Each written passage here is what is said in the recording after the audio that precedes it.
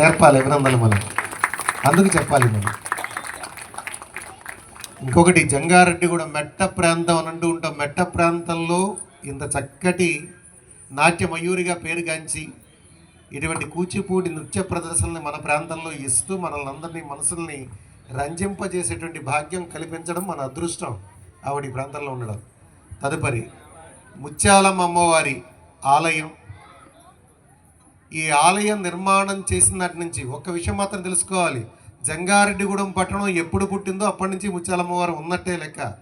అందుకనే ఈ సంవత్సరం పాంప్లెట్లో రాసాం, శతవర్షం, దాదాపు ఒక 100 సంవత్సరాలు అయ్యింది జంగారెడ్డిగూడెం పట్టణం పుట్టి అని అంటే ఆ 100 సంవత్సరాల నుంచి కూడా ఉన్నటువంటి అమ్మవారు ముత్యాలమ్మ అమ్మవారు.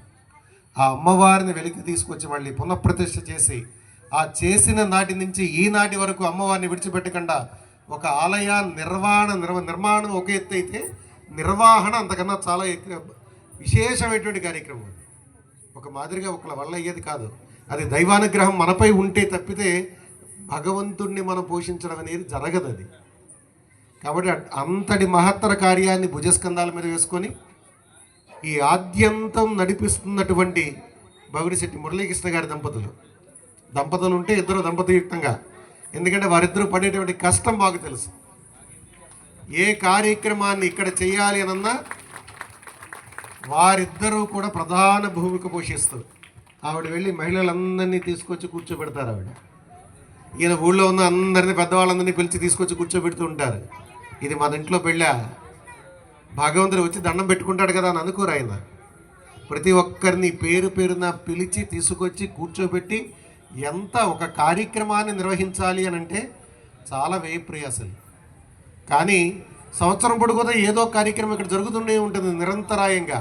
దసరా వెళ్ళిపోతే ఉగాది వెళ్ళిపోతే మరొకటి ఏ పండుగని విడిచిపెట్టకుండా వన్ మ్యాన్ ఆర్మీ ఆయన ఒక్కరు. ఆయన వెనకాల కొంతమంది బృందం అయితే ఉంటారు. ఎప్పుడూ మాకు ఇక్కడ కనబడేటువంటి రంగా గారు ఉన్నారండి. ఇక్కడ రంగా గారు,